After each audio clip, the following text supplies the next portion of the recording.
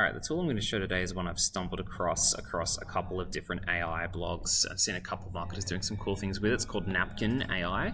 It's got a couple of cool features. One that's pretty standard across most of the LLMs is it makes it very easy to be able to provide a text prompt and to then be able to generate text for that. So you can see it's got some examples in here of how that could work. So best practices for a hiring interview. You know, this is relatively standard. This isn't anything groundbreaking. I'm sure a lot of you have done similar things with your content. But where this can be particularly cool is then it allows you to take elements of this and turn them into visuals. And this is where it starts to become a really, really useful feature. And you don't have to use this just for what they've generated. You can obviously paste in your own content that you're using as well. So as an example, if we're going through and it's saying that these are some key tips around preparation, reviewing job descriptions, candidates' resumes, and a structured interview guide, I could take all this text and I click on this little generate visual, and it's going to go through, read that, and think of the best way to visually represent that.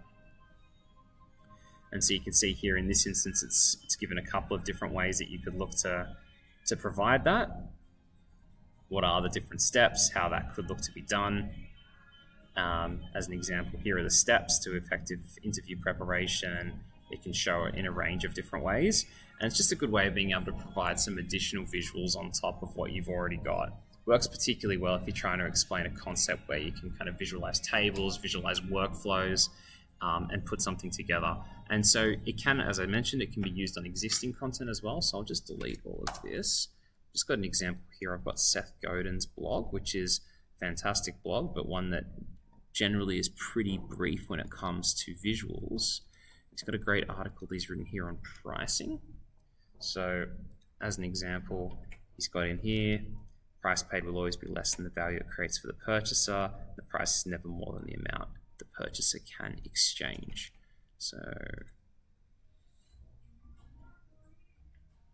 as an example, you can visualize that as a concept. So it's saying it's less than the value, it's equal to the exchange, and it's showing like different ways potentially you could look to visualize that, and then you can kind of go deeper on what those ones would look like. How to align price and value, so it gives you a lot of different ways of being able to present that, and often you'll have to do a little bit of fine-tuning to get it to where you need to be, but you can see pretty quickly the value of being able to use this for obviously creating blocks within your existing blog content, but it could potentially also then be used for creating supporting graphics to support that on social media as well. So that's it for today. Let me know how you go with this one, and I'll see you soon.